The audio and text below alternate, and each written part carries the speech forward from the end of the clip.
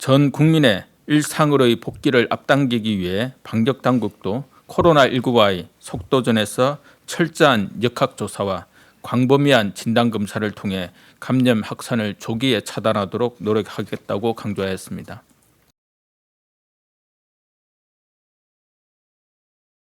대중교통에서의 마스크 착용을 유도하기 위한 개선 방안을 마련하였습니다.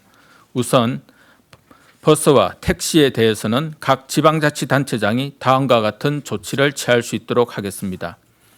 해당 지역 여건을 고려하여 승객이 탑승하였을 때 운송사업자와 운수종사자가 마스크를 착용하도록 하는 개선 조치를 하고, 마스크를 착용하지 않는 승객에 대해서 성차 거부를 하는 경우에도 사업정지, 가태료 등의 처분을 하지 않도록 안내할 계획입니다. 아울러 철도 및 도시철도에서도 유권 해석을 통해 마스크 미착용 승객에 대해 성차를 제한할 수 있도록 할 예정입니다. 이에 더하여 항공 분야는 5월 18일부터 일부 항공사가 시행 중인 탑승객의 마스크 착용 의무화 조치를 5월 27일 0시부터 모든 항공사의 국제선과 국내선으로 확대 적용할 계획입니다. 정부는 지자체와 함께 대중교통 이용 시 마스크를 착용할 수 있도록 홍보하고 운수 종사자의 마스크 착용을 점검해 나가겠습니다. 전자 출입 명부는 출입자 명부 작성이 핵심 수칙으로 정해지는 고위험 시설에서는 의무적으로 사용토록 하고, 별도로 신청하는 기관은 자율적으로 사용할 수 있도록 지원할 예정입니다.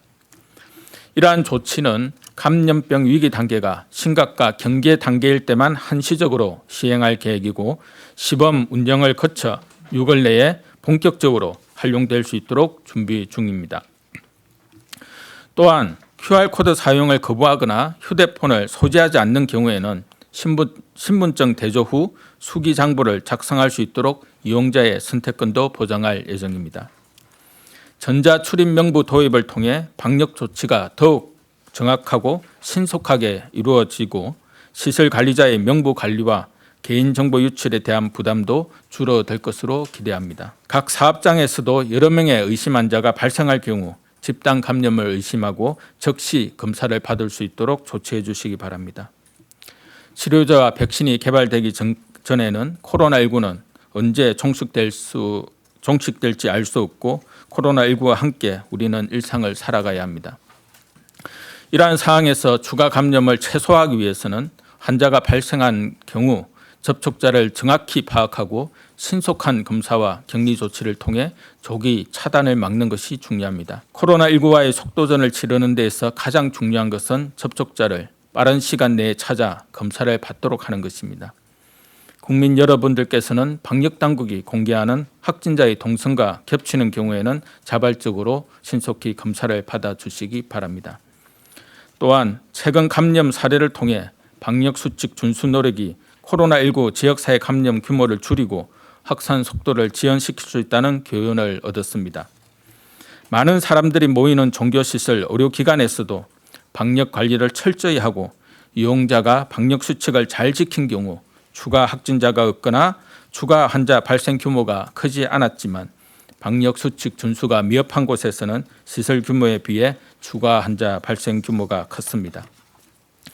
국민 여러분들께서는 마스크 착용, 손 씻기 등 기본적 방역 수칙을 지키는 것이 나와 이웃, 우리 사회의 안전한 미래를 만들어 나가는 지름길임을 명심하시고 함께 힘을 모아주시기를 거듭 당부드립니다.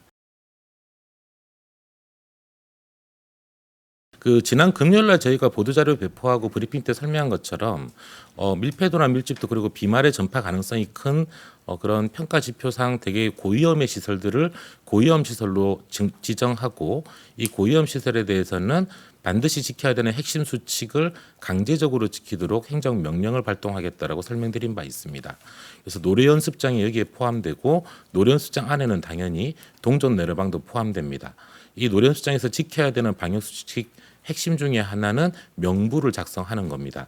만약에 무인 동전 노래방으로서 명부 작성이 어려워진다 그러면 수칙을 위반하게 되고, 이에 따라서 지자체 쪽에서는 해당 무인 이 동전 노래방에 대해서는 집합 금지 명령을 내릴 수 있게 됩니다. 그에 따라서 수칙 위반에 따라서 이 동전 노래방 쪽은 운영이 중단되는 그런 과정을 밟게 됩니다.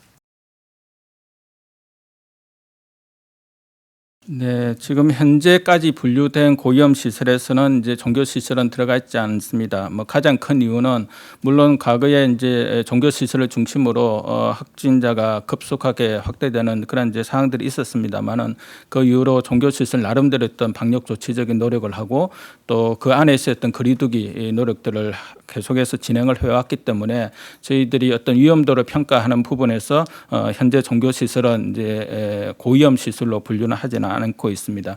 다만 이러한 것들이 계속해서 고정된 것은 아니고 상황에 따라서 계속해서 이제 변화되는 것이다라는 것을 말씀을 드리고요.